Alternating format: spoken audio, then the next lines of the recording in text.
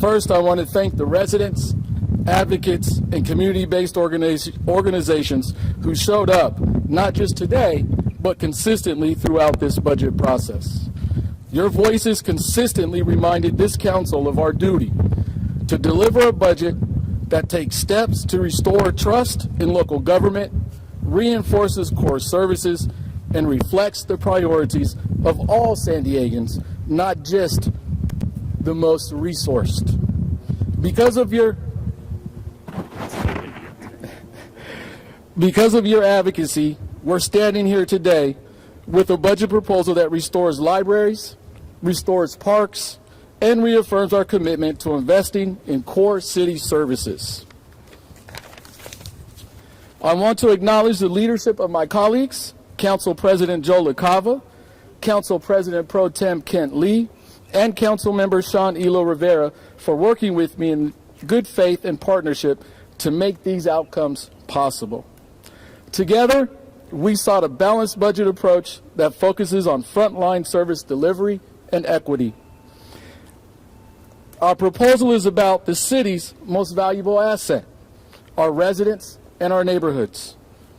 We have also included steps addressing management positions and the Office of Race and Equity as we continue to face these difficult and challenging times at the City of San Diego. In District 4, I'm proud to share that our proposed plan aims to successfully restore library hours at the Oak Park Library, the Malcolm X Library, and Skyline Hills Library, 3 community anchors that have served our families for decades. I fought hard to keep graffiti abatement dollars for clean and safe neighborhoods. And I'm also proud to note our proposal includes restoration of our parks and recreation centers. And I work to keep certain capital improvement projects in place. The Marie Weidman Memorial Park, where families have waited far too long for basic upgrades. With that, I will now turn it over to Council President Joe LaCava.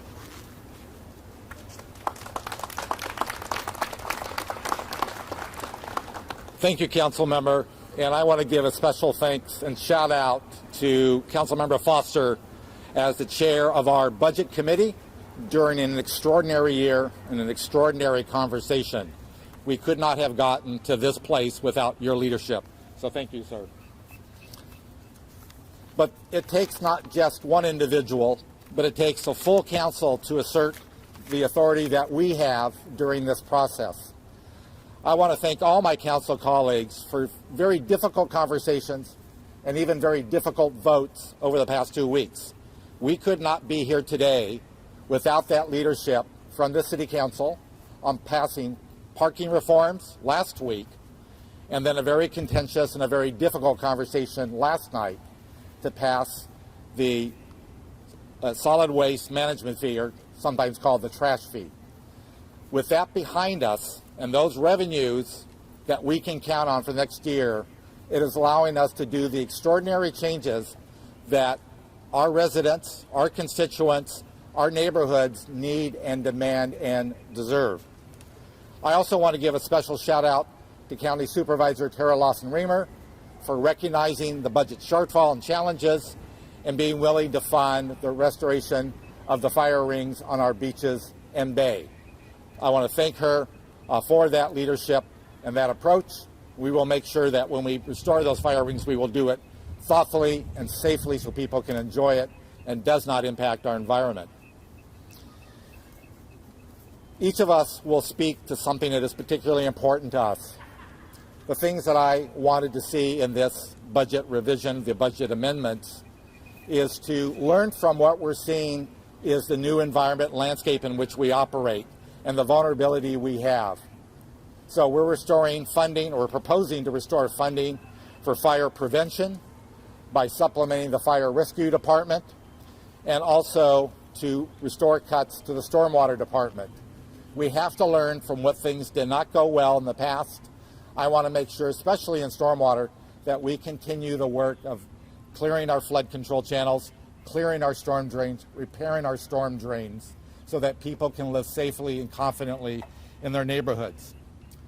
What you will also see is a number of changes that we're proposing in terms of personnel across to make sure that we are lean and mean and can do the job with the minimum resources that we have at our disposal. And we'll be talking more about that in this afternoon's conversation. But I want to give a shout out to Mayor Gloria, who stepped up during one of the most challenging budget conversations and took on the dual roles of mayor and chief operating officer to make sure that we were nimble in our conversations and our debates and to making sure that we got to the heart of the matter. That was his budget. It is now becoming the City Council's budget. He looked at it from a broad perspective, from a citywide perspective, at how do we fill a $258 million deficit, and then turn it over to us as City Council members who focus in on our respective districts, our respective communities, our respective neighborhoods, and how this affects people individually. And that's what this conversation is about tonight. So thank you, Mayor Gloria, for your work leading up to this. Thank you to my colleagues for the conversations that we will have this afternoon. So with that, I will now turn it over to Council President Pro Tem Kent Lee.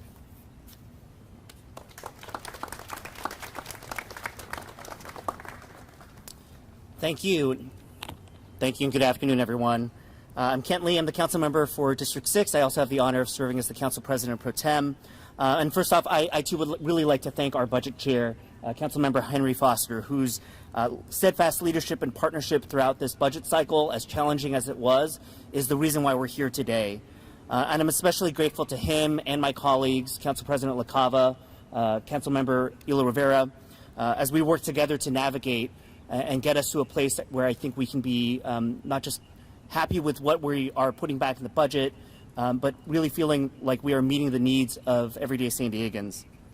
Simply put, we're working in a reality today where every penny is precious. And we're proposing changes that will make City Hall slimmer so that city services don't suffer. We're restructuring management, responsibly generating revenue, and as a result, restoring parks, libraries, and lakes. These changes are targeted, they are tactical, and they're tailored to help San Diego families who rely on the city the most. We're making the bureaucracy leaner in a more permanent way so that we don't have to do this all over again next year. That's what we are proposing as a group here today, and we're urging that the rest of the City Council join us in adopting this proposed budget. My colleagues and I have been prepared from the very start to handle this year's sizable budget deficit, where despite the challenges, we have consistently believed that we should avoid across-the-board cuts to services that our communities rely on, and to address this budget in a fiscally responsible way. And I'm confident that our final budget does exactly that. It outlines changes that are intended to preserve the day-to-day neighborhood services that hundreds of thousands of San Diegans rely on, restoring Monday hours at 14 library branches throughout the city. I will note that in District 6 that includes Mira Mesa Library and the North University City Library. These are places that students can do their homework, restoring all rec center hours so that our youth, families, and seniors can continue to enjoy the activities that they do at our rec centers, restoring access to our lakes so that people can walk, run, and enjoy nature. And yes, as Council President LaCava noted, even ensuring that the public can still enjoy fire pits with the help of County Supervisor Lawson Reamer. There have not been easy decisions in this difficult budget year, but I know that these modifications reflect the majority of the priorities that have been expressed by the public as well as our colleagues. And our budget proposal focuses on the long-term fiscal health of the city by achieving revenue opportunities and restorations done so in a strategic manner, and ensures that we protect the city workforce that is critical to us delivering the services that our residents need. And finally, our proposal restores funding that ensures our community and cultural partners through many nonprofit organizations, those who hold our neighborhood street fairs, festivals, and celebrations, can still have an opportunity to receive city support for those very events and services. And so I want to express my deep gratitude, again, to the public for their participation and to the many folks who are joining us here today, because without their advocacy, we wouldn't be able to deliver this budget that we believe meets the needs of people throughout the city, despite the challenges that we face.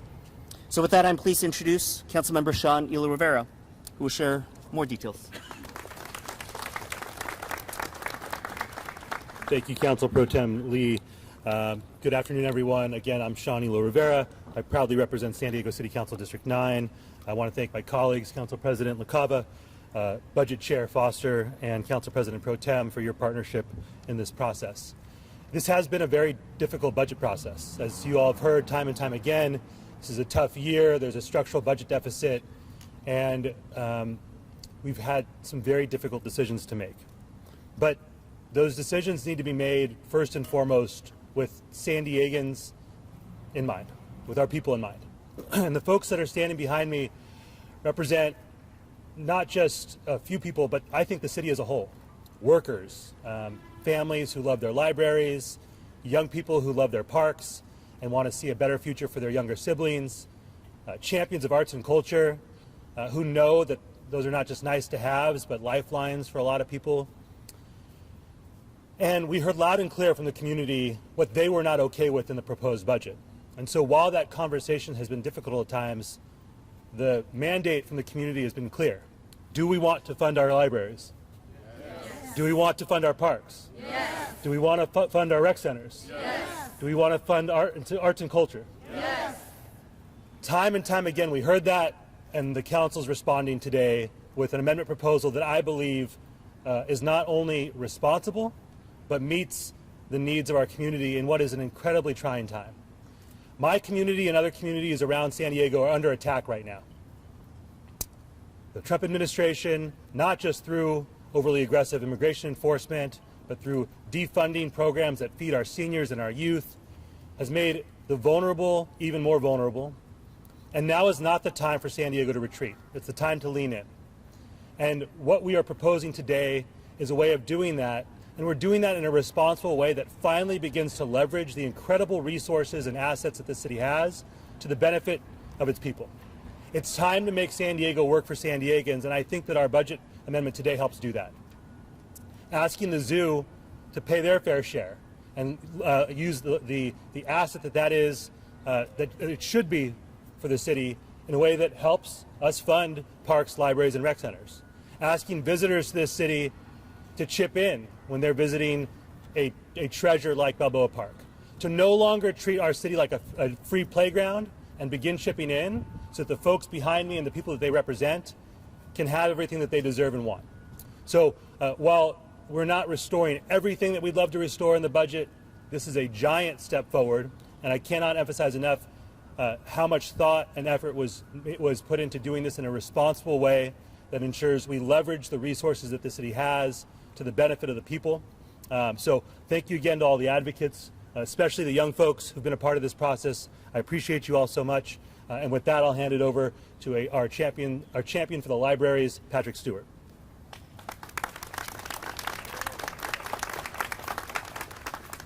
Thank you, Councilmember Elo Rivera. And I also want to extend some gratitude to Council Members Lee, LaCava, and Foster who are here with us today.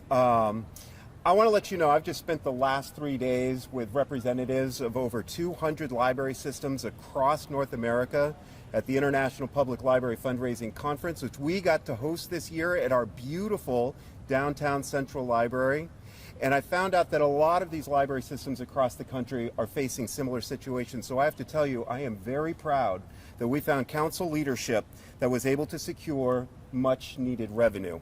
And now we just need the time, now is the time to finish the job and restore library cuts where we can, because all San Diegans deserve their libraries. Thank you.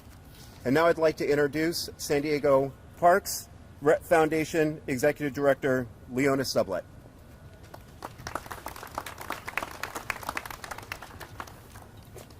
Thank you. I am Leona Sublett. I'm President and CEO of the San Diego Parks Foundation, and I just have to say today is a good day. And I have to turn and thank our City Council members who really, over the past few months, have had a difficult task in front of them.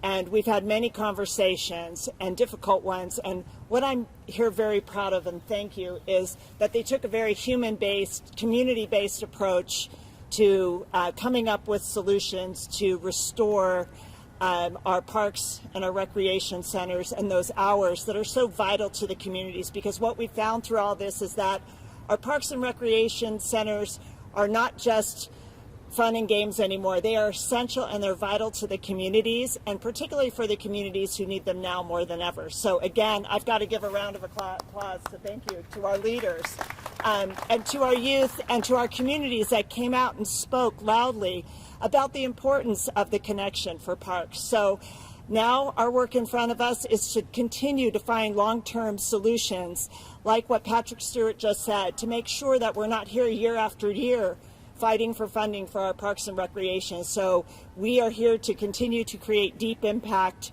for generations to come for our parks and our recreation centers and the communities, making them accessible for all. Thank you.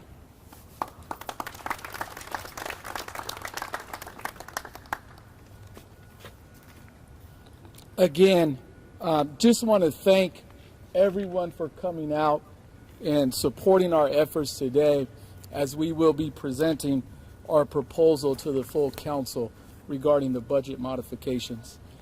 I guess I'll end with this. I really do appreciate all of the effort that my colleagues have put into this. This was not done overnight.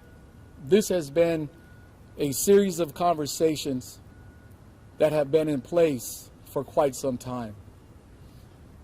And the conversations have not been easy. And with what we have in front of us, with what we have taking place at the federal level, at the state level, these conversations will continue to be tough conversations, because we have to change the way that we have been doing business. We have to make sure that we are prioritizing our communities, our neighborhoods, and especially our youth. We need to invest in our greatest asset, and that's our people. That's our neighborhoods. And we must and have to do that to make the city of San Diego the best city that it can be. So I thank all the partners here today. And let's make sure we understand our work is not done. Even with what we are doing today, there is still work to do. We still have a deficit to address. So we will continue to have monitoring conversations as we make our way through today. But please, I encourage everyone, stay engaged. Keep coming to the city of San Diego. Keep your voices here at City Hall. And we are committed to make sure we hear you, that we listen to you, and we continue to push forward with what's in the best interest of all residents, not just a select few. So thank you so much for coming out today. We will conclude here. Council members will make themselves available for any one-on-one Q&A that you may have. Thank you so much, and look forward to you being upstairs.